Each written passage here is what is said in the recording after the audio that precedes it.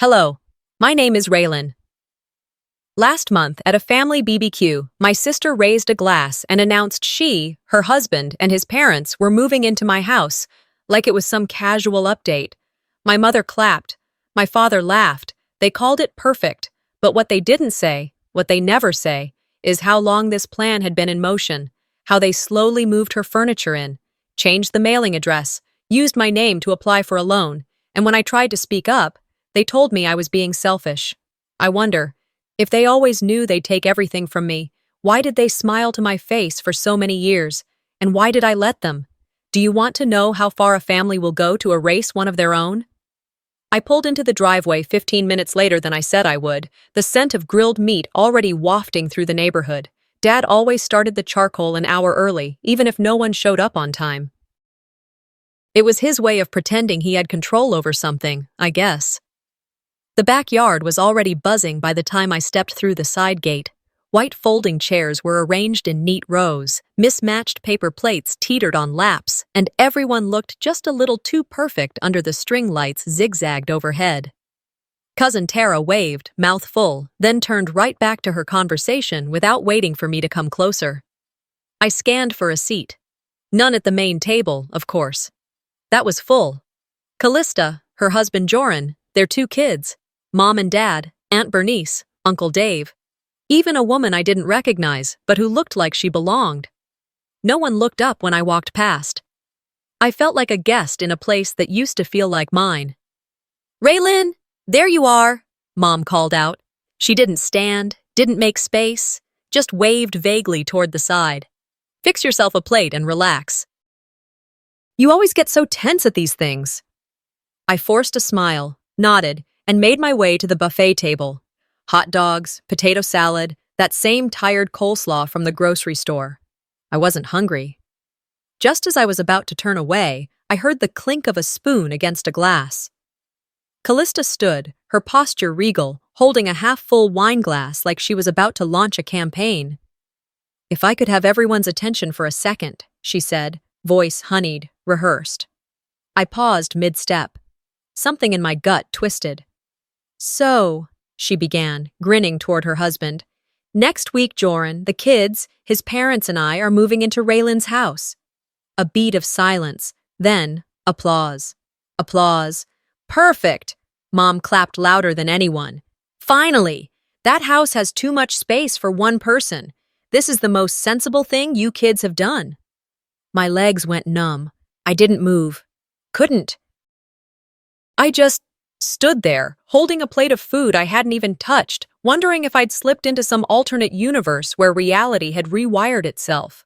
Callista looked right at me and smirked. She didn't say my name. She didn't ask permission. She didn't need to. I heard someone say, "Well, that solves the problem, doesn't it?" And a murmur of agreement followed.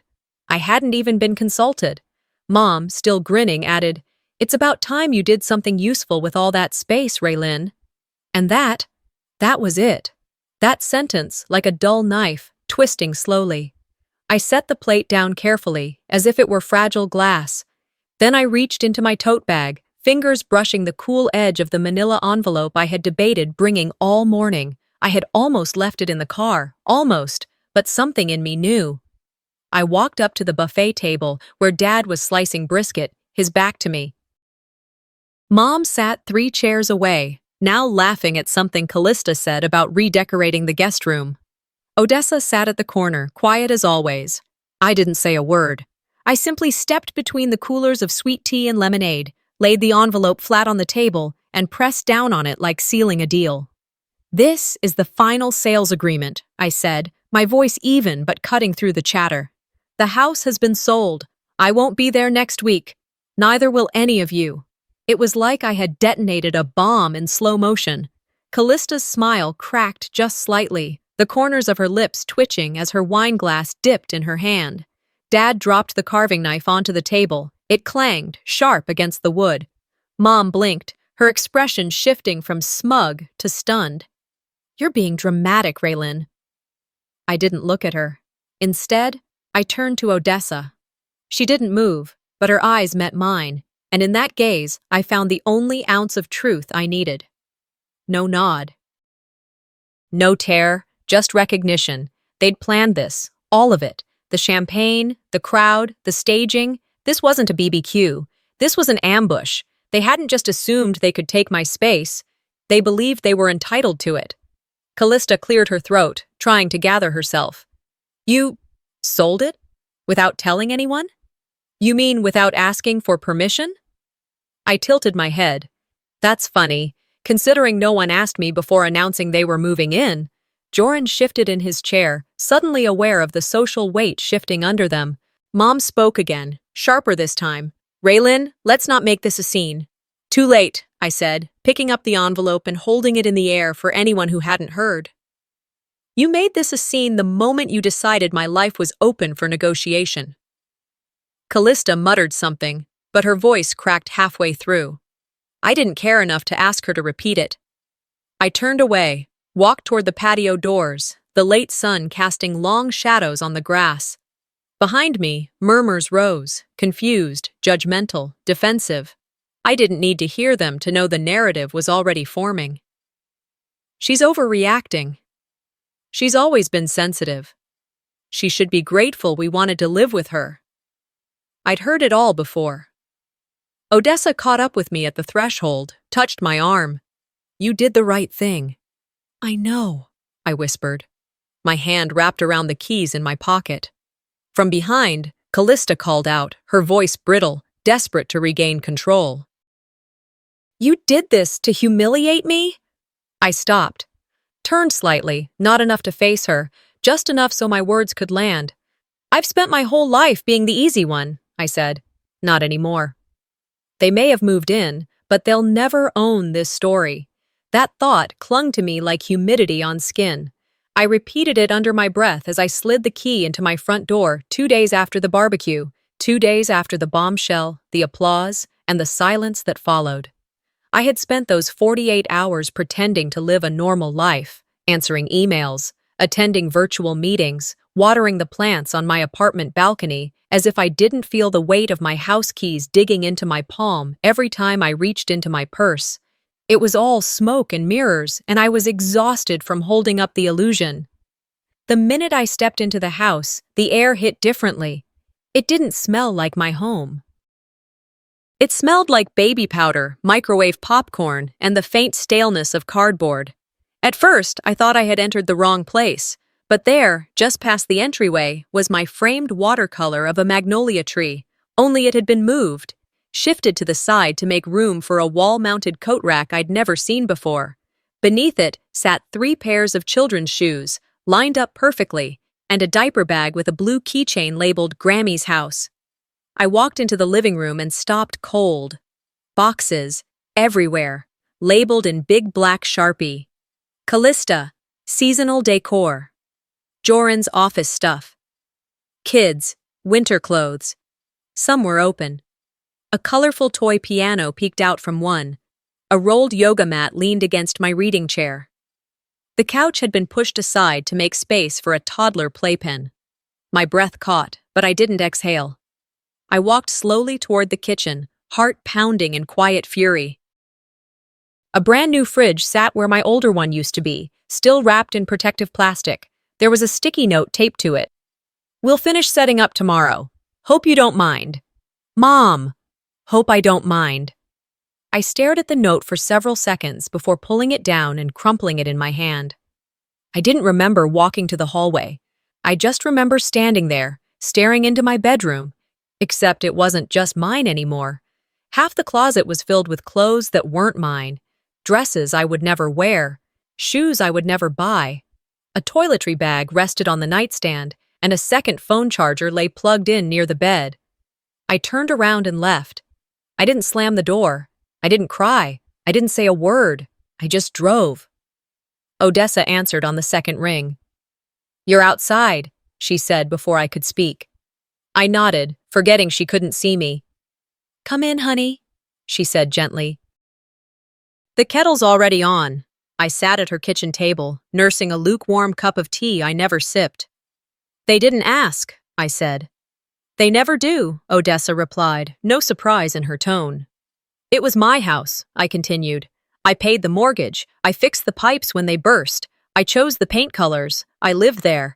I worked late and packed lunch and skipped vacations just to keep that house. And now they're decorating it, Odessa sighed. They don't see you as a person, Raylin. They see you as a vessel, a safe deposit box, a utility line, something that holds and gives, not something that owns. I let the silence settle. She didn't rush to fill it. That night, I didn't go back to my bed. I slept on the couch in the guest room Odessa kept for emergencies. It smelled like lavender detergent and old paperback books. The blanket was too thin, the silence too thick. But it was still better than pretending I belonged in a space that had been quietly claimed by someone else. The next morning, I drove home. I didn't knock. The boxes were still there. The shoes, the playpen, the coat rack. I walked past it all, straight to my mailbox. The usual clutter, bills, flyers, and in between them, a thick envelope with gold calligraphy on the front. Inside was a wedding invitation. A photo of my house, my front porch, the same one I'd swept every weekend, the same door I'd painted myself, glared back at me. The caption read, "Join us as we celebrate Callista and Joran's new beginning in their beautiful family home." I read it twice. There was no mention of me, not a single line of thanks. No, "with love to Raylin for hosting." No graciously opening her home, nothing. Just theft, dressed up in ivory cardstock and decorative script. I walked back inside, dropped the invitation on the dining table, and stared at it. Then I went to my filing cabinet. I pulled out the deed to the house. Next came the mortgage payoff receipt. My last 6 utility bills. I pinned them, one by one, to the corkboard above my desk. Finally, I added the invitation, dead center, like the punchline to a joke. "If they're building a future on lies," I whispered, "I'll make sure they don't get to live in it." That night, I sat on the floor with my laptop, created a new folder, Plan B, Execution, opened a blank document, titled it, Exit Strategy, Phase 1. They might have set up their boxes. They might have thrown a party. They might have plastered my home across every photo, every post, every fake smile they could summon. But the truth? The truth still had my name on it, and I was about to make sure the whole world saw it. The folder glowed on my laptop screen like a warning light. Plan B, Execution. I stared at it for several minutes, not clicking, not breathing too deeply, just sitting in the stillness of a house that no longer felt mine. The screensaver eventually darkened, but I didn't move. I couldn't, not yet. My body wasn't tired, but my soul. It was aching in places even I had forgotten existed. I pushed away from the table, walked slowly to the sink. There was still a casserole dish from the BBQ that no one had bothered to wash. Chicken grease, hardened at the corners, clung like residue from a memory I hadn't asked for. I rolled up my sleeves and turned on the water. Soap, scrub, rinse. The movements were automatic, like muscle memory I didn't recall learning. The longer I scrubbed, the more the steam clouded the kitchen window. And just like that, without a conscious choice, I slipped into remembering. They say forgiveness is a virtue. But in my family, forgiveness was a requirement. For me, a default setting, a duty I didn't remember signing up for. The first time I was asked to let something go, I was 19. My first car, a used Civic with a sunroof that barely opened, was supposed to be my taste of freedom. I had worked 2 jobs the summer before sophomore year to make the down payment, but the car barely made it into the driveway before Callista borrowed it for a week and never returned it. "She needs it more than you do," Mom told me over the phone. "She has a family now. You're just in school." So I walked, and when I couldn't walk, I waited for the bus in the rain. I told myself that's what sisters did, that being single meant being available, for sacrifice. That having less to carry meant I should carry more. I forgave her. The second time, it was credit card debt. She called crying, said Joran had been laid off, that they'd fallen behind on rent, that they needed just a little help, just this once. I wired her the $900 the same day. The third time was 2 months later. Same tone, different excuse. By the fourth call, I didn't even ask what it was for. I just sent the money and told myself it was cheaper than causing another scene at Thanksgiving. And speaking of holidays, I hosted every single one for the past 7 years, cooked for 20, bought the wine, decorated, cleaned up after everyone left, and every single time, Callista made sure to post a photo online with the caption, "So grateful to host family in our beautiful family home." At church, people would lean in and whisper, "Callista's so generous. That woman really holds the family together." Meanwhile, I stood 3 pews behind, swallowing the bitter taste of invisibility. Odessa was the only one who knew. Once, when I dropped off leftovers at her place, she said softly, "You don't have to keep doing all of this, you know." But I did. Because in my family, being the youngest meant being the one with the least say, the one who was supposed to understand, always understand. "You're the baby," Mom would remind me. "You don't have kids. You don't know how hard it is." Forgiveness number 4 came wrapped in a summer camp application. Callista's son, my nephew, wanted to join a science program. The tuition wasn't much, but it was more than they had. I covered it. When I asked months later if they ever planned to pay me back, Mom rolled her eyes. "You make more money than any of us, Raylin. You don't have a mortgage or braces to pay for. Be reasonable." I was always expected to be reasonable. I was always expected to be responsible. Forgiveness number 5, my personal favorite, came 2 years ago. Callista had another rough patch. They were between places. It would be temporary, she said. Just 3 weeks. 7 months later, my guest room looked like a storage unit. My fridge was constantly empty. I started sleeping with headphones in just to drown out the sound of screaming kids and Callista watching true crime shows at full volume. When I finally told her she needed to start looking for a place, she exploded. "You're cold. You're ungrateful. You're emotionally unstable." She said it in front of Mom and Dad, and they said nothing. After she left, Mom said I overreacted. I forgave her again. Not because I believed her apology, which never came, but because I wanted peace. But forgiveness, in my family, was never about healing. It was about erasure, about pressing reset so the people who hurt me wouldn't have to change. As I stood over the now clean dish rack, towel in hand, I looked out the kitchen window. The grass in the backyard was growing high again. It used to bother me. I used to feel guilty if it wasn't trimmed. But in that moment, it felt like a metaphor I didn't need to explain. I set the towel down and walked down the hallway, each step heavier than the last. In the bathroom, I looked at myself in the mirror. My face looked older than I remembered, not in a bad way, just in a way that showed time had passed, that I had lived through things I never got credit for. Every time I forgave them, I whispered, I disappeared a little more.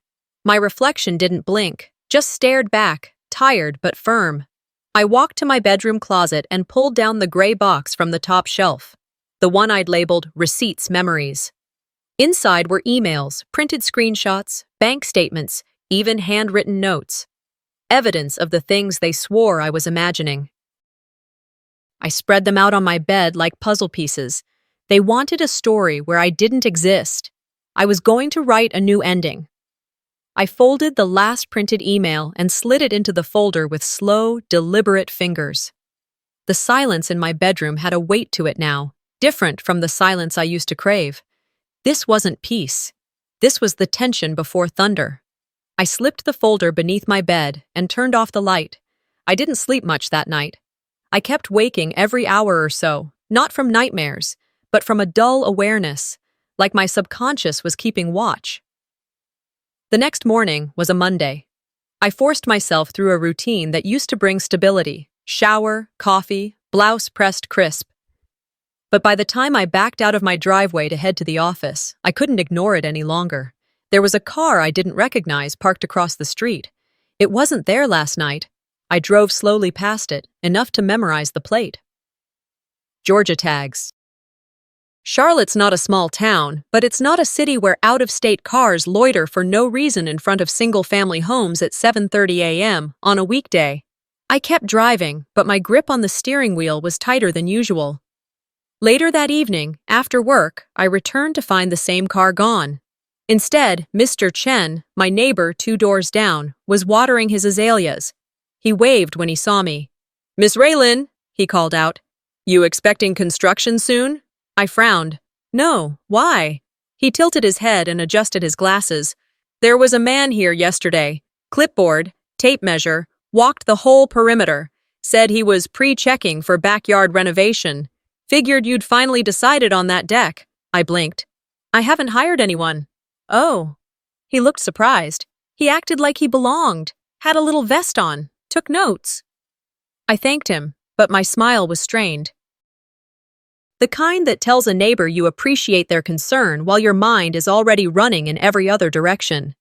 Inside, I locked the door behind me and didn't even take my shoes off. I walked straight to the dining table, opened my laptop, and navigated to the county's public records portal. It was slow, glitchy, like most government sites, but eventually the screen loaded. Under Property Owner Information, everything looked normal. My name, my address. But under Additional Occupants, there it was, Callista Moore and Joran Moore, pending approval. I stared at it so long my eyes started to blur. They had submitted a residency change request. They were trying to legally establish themselves in my home, without my knowledge, without my consent. I printed the screen, my hands shaking so badly the paper jammed halfway through.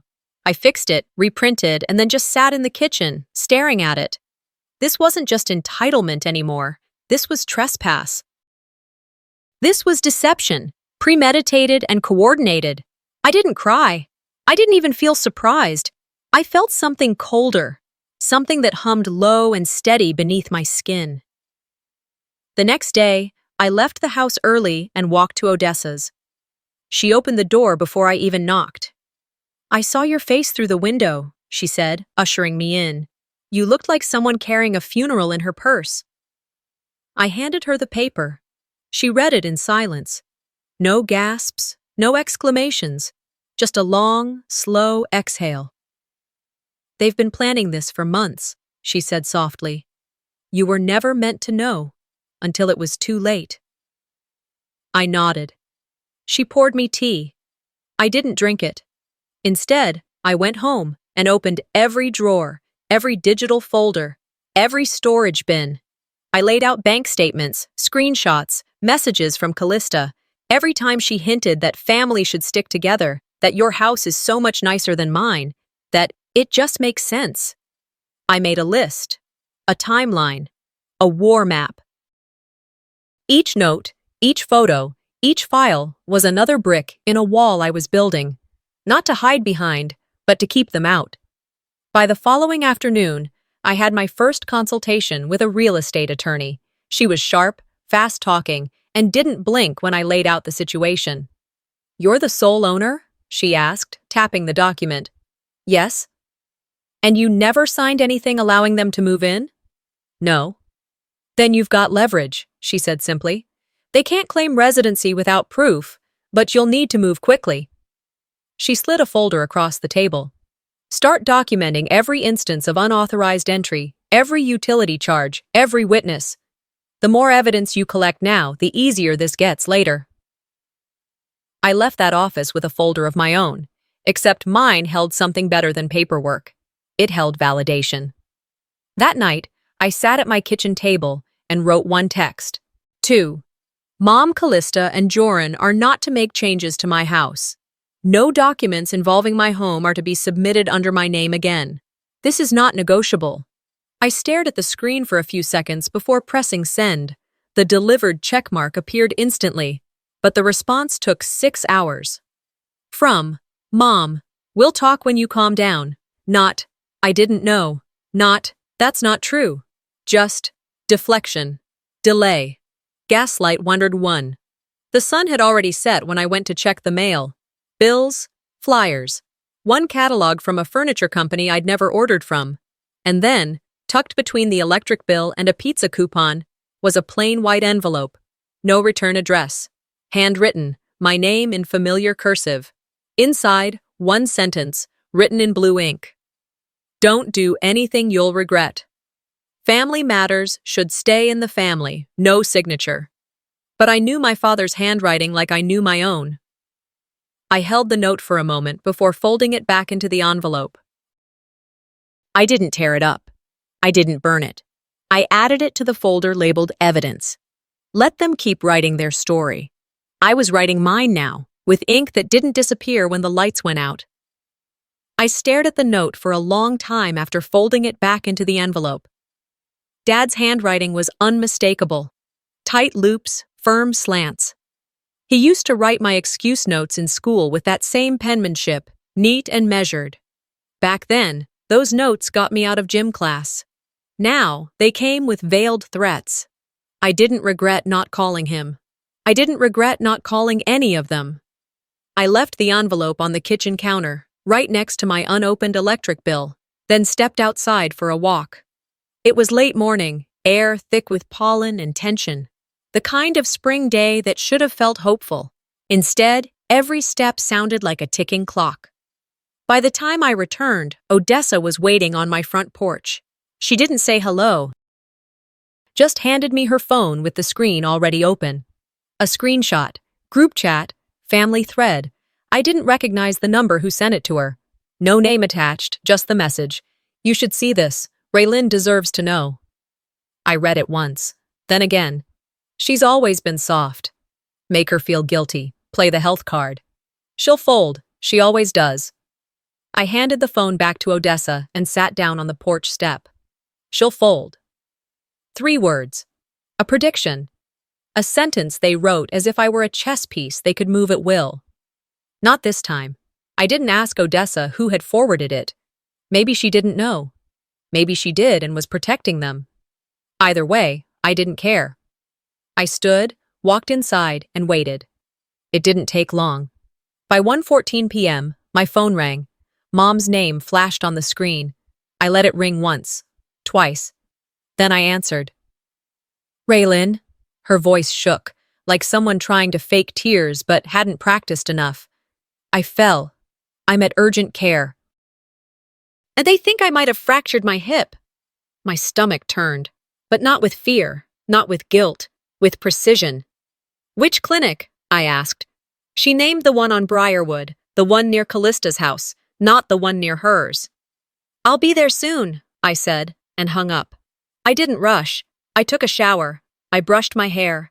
I dressed in slacks and a button-down like I was heading to court, not a family crisis. I grabbed my leather folder, the one I kept important papers in, and tucked it under my arm.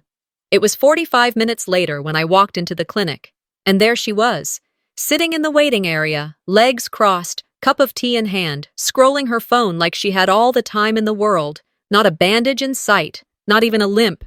Beside her, Callista stood near the reception desk, speaking with someone. When she turned and saw me, her expression flickered for just a second before she smiled. You came, she said, as if we were meeting for brunch.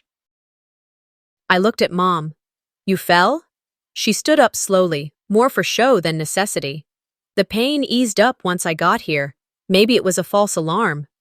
A false alarm, I repeated. She opened her mouth, but Callista stepped in. Since you're here, she said sweetly, we actually brought a few things for you to look at. For the family trust. Nothing major, just some signatures. From her bag, she pulled out a manila folder and opened it on the nearby table. Legal forms, real estate references, a signature line next to mine. They'd set the trap, right in a public place. I looked at the paperwork, then at them. I'm not signing anything, I said. Callista's eyes narrowed. Raylin, don't be dramatic. This is for the family. No, I said again. This is for you. Mom shifted. We're just trying to make things smoother, consolidating a few things before it gets complicated. What's complicated, I said slowly, is faking an injury to manipulate your daughter into giving up her rights. Callista raised a hand. Don't twist this into something it's not. You lied, I snapped. You orchestrated this whole scene, thinking I'd be too scared to call it what it is. People in the waiting room had gone quiet. Receptionists glanced over. A child dropped a toy on the floor. No one moved. You faked being hurt, I continued, my voice low but clear. To trick me into giving up what's mine. Again, Mom tried to speak. I cut her off. Every time I gave, you took more, And every time I forgave, you decided it meant I owed you something else. Not anymore. This time you'll get nothing. Callista stepped forward. You think this makes you strong, walking around like a martyr? No, I said. It makes me done. I turned and walked toward the door. My heels echoed in the tiled lobby like punctuation. Outside, the air hit cooler than I expected. I let it fill my lungs like it belonged there. I stood beside my car, took out my phone, and opened the camera. Hit record. I'm done, I said into the lens. With lying, with pretending, with being the backup plan whenever someone else screws up. This is the day I stopped being their fallback. I ended the video, saved it, and backed it up. That night, I got home around 8 p.m. The sun had dipped behind the trees, leaving streaks of orange across the sky. I felt tired, but clear. I flipped through the mail. That's when I saw it. A large white envelope with a county seal. I opened it slowly. Inside was a legal notice. Someone had filed a formal challenge to my sole ownership of the property. Not a casual claim, not a suggestion, a legal petition. I sat down at the table, staring at the paper. This wasn't about asking anymore. This was a declaration. And I was ready for war. The envelope from the county sat unopened on my dining table for nearly an hour. I circled it like it might detonate, my fingers brushing the seal more times than I could count before finally slicing it open with the tip of a butter knife. The contents were exactly what I expected. A formal petition filed under the name Callista Moore, requesting a reassessment of ownership, claiming shared familial interest, referencing unofficial residency and oral agreements implied by cohabitation and familial duty. I stared at the document. Then I laughed. Not the kind of laugh that brings relief. No.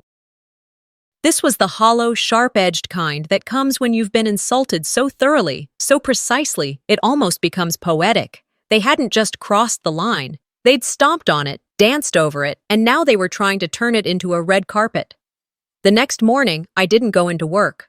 I called in and told them I needed a day. No excuse. No explanation. Just space. Then I drove to my lawyer's office, folder in hand, heart like ice. She read through the petition and let out a low whistle. They're trying to force you into arbitration, she said, flipping the pages. If this goes through, it opens the door for them to claim partial interest, at least long enough to stall a sale. They can't do that, I said, though I already knew better. Legally, not without a fight, but they're counting on you getting tired first. I didn't respond. My silence told her everything she needed to know.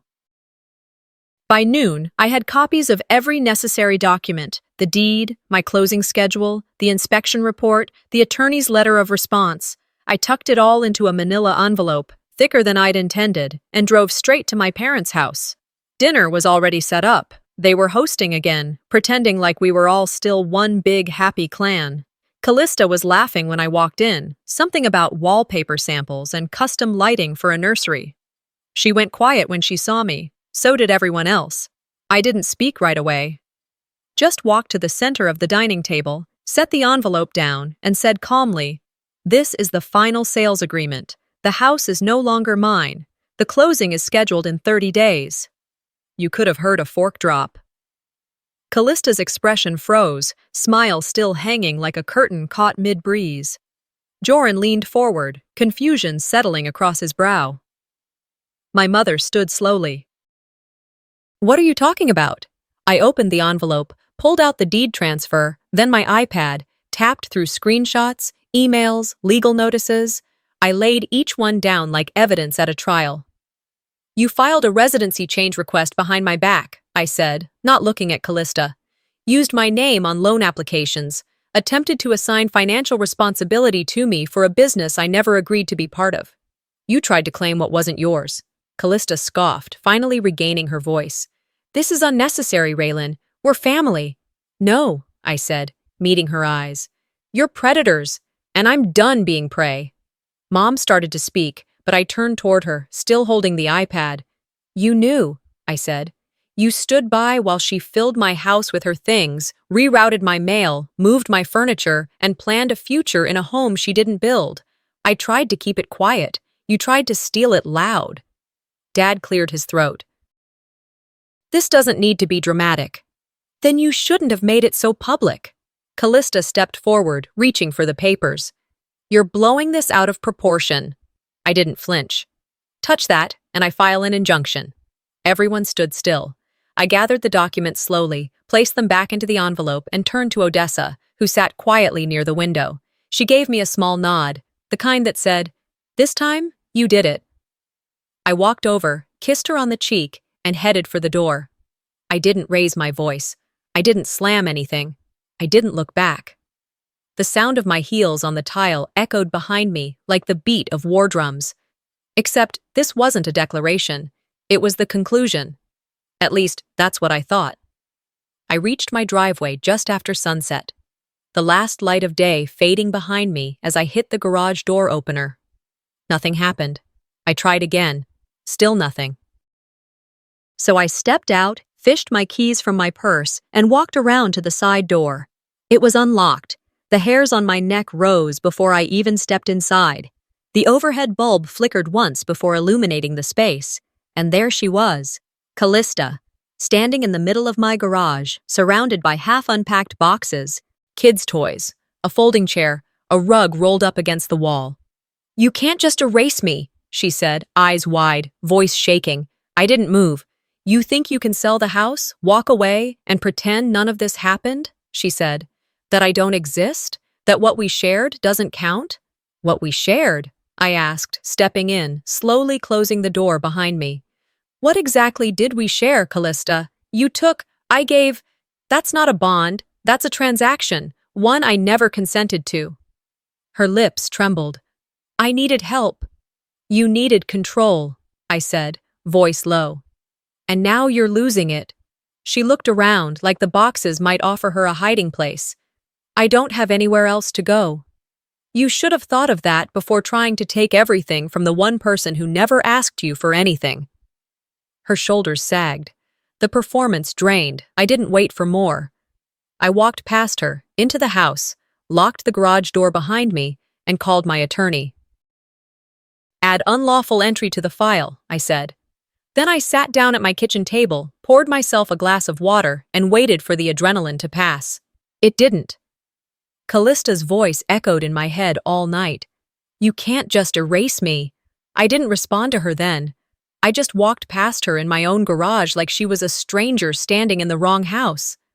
I locked the door behind me, took the longest shower of my life, and tried to scrub the rage from my skin. It didn't work. By morning, I still hadn't slept. I'd closed my eyes, sure, but my body never truly rested. It stayed alert, coiled tight with something between fury and fatigue. Around 9 a.m., while stirring a lukewarm cup of coffee I had no desire to drink, I picked up my phone to check my work calendar. Instead, a notification from Facebook popped up. Someone had tagged me in a post. I froze. I hadn't posted anything personal in months, maybe longer, and I never tagged myself, but Callista did. It was a rental listing, my house, my actual house, listed as a short-term executive retreat, fully furnished, flexible lease, photos from inside, my bedroom, the office I'd set up during the pandemic, the sunroom where I used to read on quiet Sundays. She'd even labeled them. Bedroom 1, king bed, en suite. Bedroom 2, office or nursery.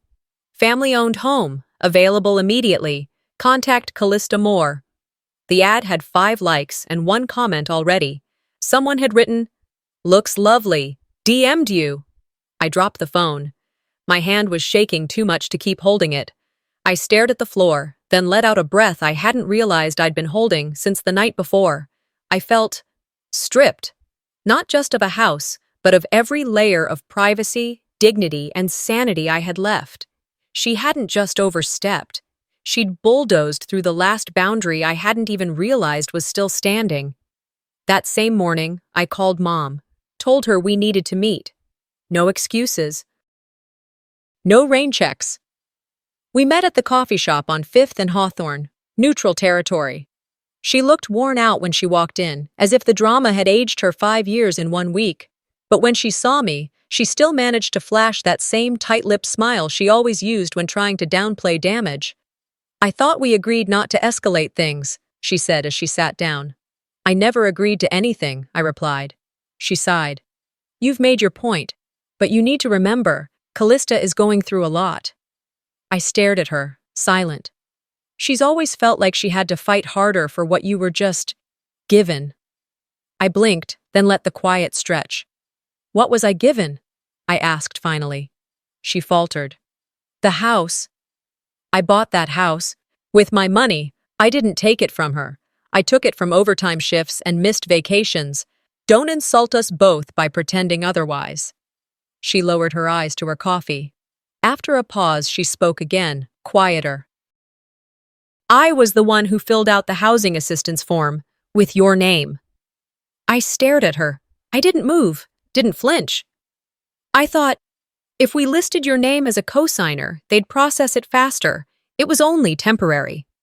"You didn't just use my name," I said. "You erased it." She blinked, clearly not expecting those words. "You took everything I built and handed it to someone who thinks she deserves it more just because she cries louder." She opened her mouth, closed it. We didn't say anything else. I left the coffee shop without finishing my drink. That afternoon, I filed a cease and desist order through my attorney. It was swift and direct. Cease all public misrepresentation of ownership.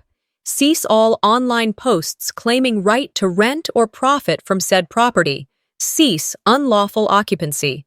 Then, for good measure, I took every photo Callista had used in her rental ad, each one of them mine, and reposted them. But this time, watermarked in the corner of each photo were the words, "Property of Raylyn James. Sold, May 23rd. I attached the deed. The closing date. A screenshot of the original ad with the caption, "This listing is fraudulent and under legal review. Please do not engage." I didn't say her name. I didn't need to. My inbox filled with support from friends I hadn't spoken to in years. Some were subtle. "Good for you." Others were more direct. "About damn time you went public."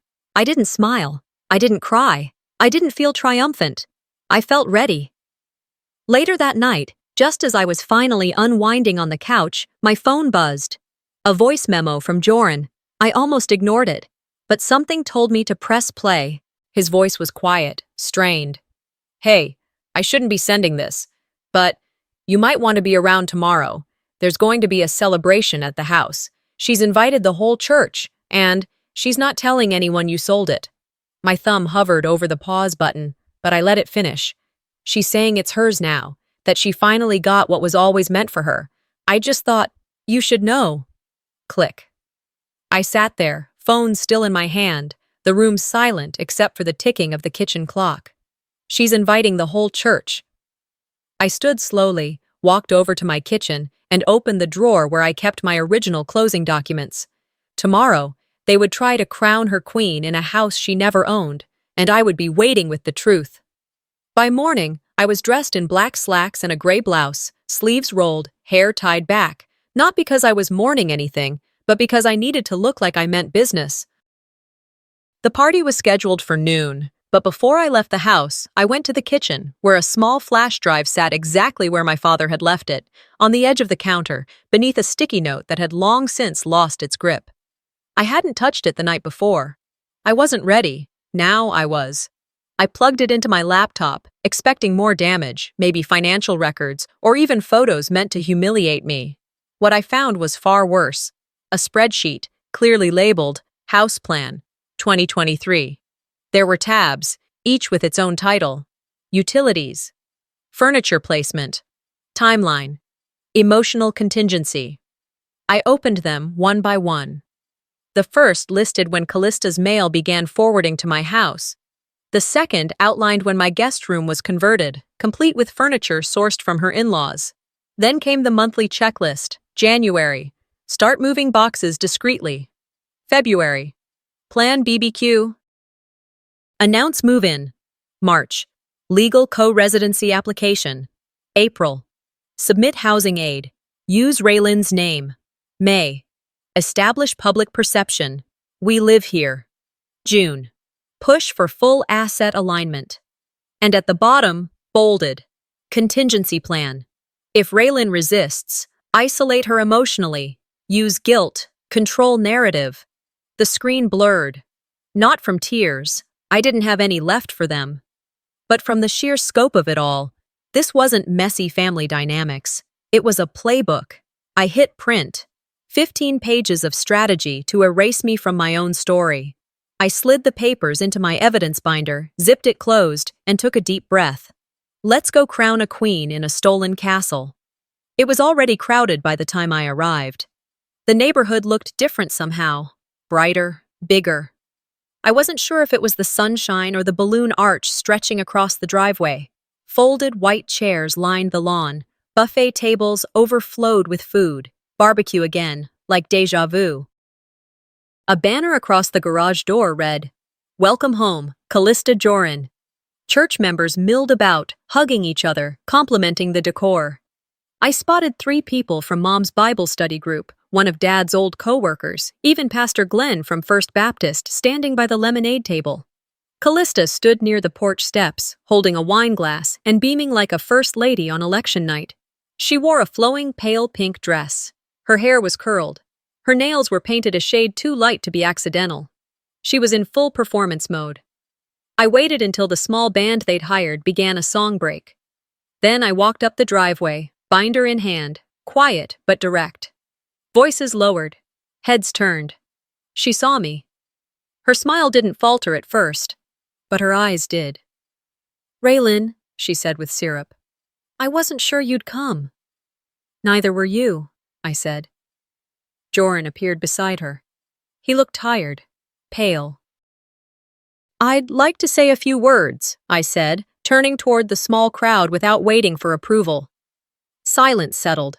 Callista stepped forward like she might stop me, but Odessa, standing near the edge of the driveway, gave her a single shake of her head. So she didn't. I opened the binder and began passing pages out. Copies of the signed sales agreement, the cease and desist, the legal notices. Pastor Glenn took one, blinking. Another woman gasped audibly. "This house," I said calmly, "was sold on May 23rd. The current occupant, Callista Moore, does not own it. She never did. Any public statements saying otherwise are legally false." I handed one final page to the DJ, who had already paused the music. Then I flipped to the last section of my binder and held up the spreadsheet. "This is a document created by my family. It outlines, in detail, a plan to take control of my home, starting in January. It includes staged social events, property claims, and a documented intention to isolate me emotionally." I didn't raise my voice. I didn't need to. "I'm not here to argue," I finished. "I'm here to correct the record." And just like that, I stepped aside. A ripple moved through the guests. Quiet gasps, soft murmurs.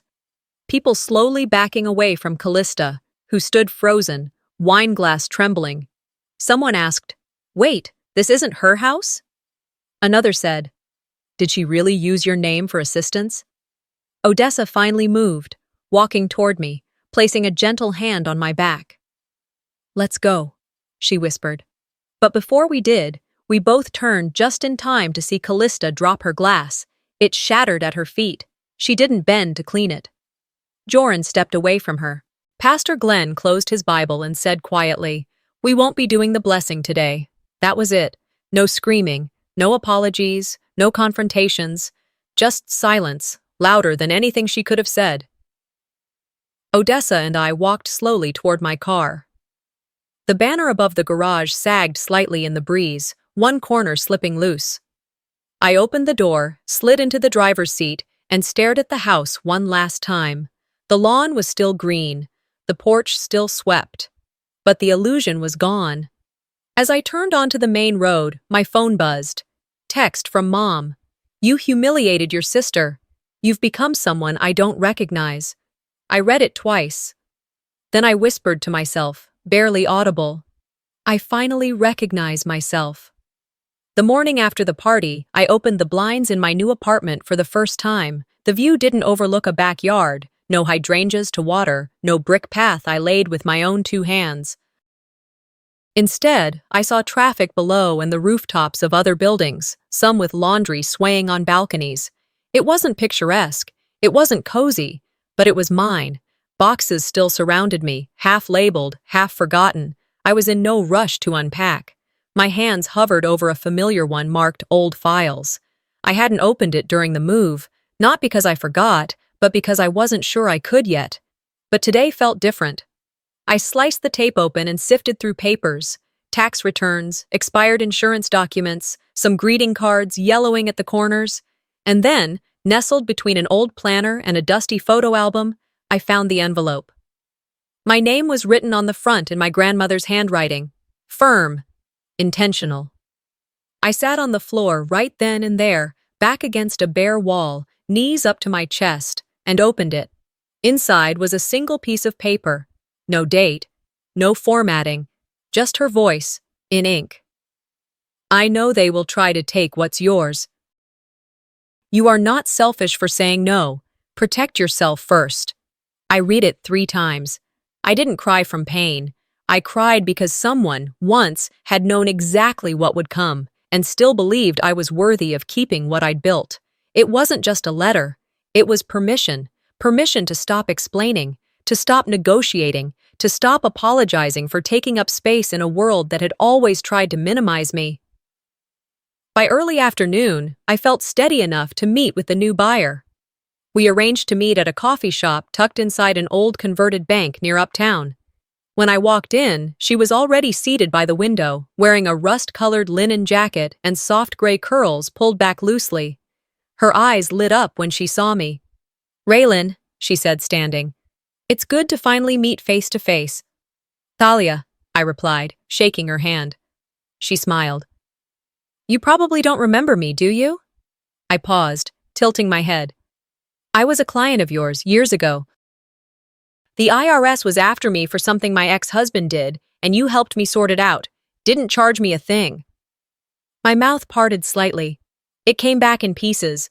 Her name, the voice on the phone, the way she cried after we got the resolution letter. "You bought the house?" I asked, still stunned. She nodded. "I saw the listing go up. I knew something wasn't right. I didn't want them to win." "But why buy it yourself?" I asked. "Why not just warn me?" Talia took a slow sip of tea, then said softly, "Because I knew you'd still be trying to play fair, still trying to find a way to make it right. I'm old enough to know that sometimes the only way to protect something is to remove it from reach." I blinked against the warmth climbing up my throat. "There's no rent," she said. "No contract. You come back when you're ready, or don't. But they won't touch it again. I'll see to that." It was the kind of help that didn't feel like charity. It felt like restitution. Back at my apartment, I took the letter from Grandma and placed it in a frame I'd unpacked just that morning. I hung it above my new desk, a small reclaimed wood table I found at a local flea market. Beside it, I pinned a photo of me holding the keys to my old house, taken the day I closed. I looked younger, eager, oblivious, but not foolish. "I didn't keep the house," I whispered aloud, as if Grandma could hear me. "But I kept myself." Weeks passed. Quietly. Peacefully. Callista never reached out. Neither did my parents. Odessa came by every Saturday with flowers or muffins or both. Sometimes we sat in silence. Sometimes we planned photography trips, little ones, local trails, or downtown murals. I'd finally taken my camera out of its case. It felt like reviving a part of me that had been put in storage alongside everything else. One day, Joran called. Not to apologize, just to say, "You were right to walk away." I said nothing. Let the silence confirm what words couldn't. There's a kind of grief that doesn't come with funerals, the kind where the people who are still alive vanish from your world anyway. But instead of mourning, I felt something else. Relief. It didn't come all at once. It came like breath after drowning, in shallow sips, then deeper ones. And eventually, it felt natural to exhale again. I didn't rebuild everything. Some things stayed broken, but I built what mattered, a space where I was heard, a home, even if it was only 800 square feet, where the walls didn't echo with the voices of people who only loved me when I disappeared for them. And when people asked what happened between me and my family, I didn't recite the entire story. I just smiled and said, I chose myself. That was new. Some people lose homes, others lose illusions.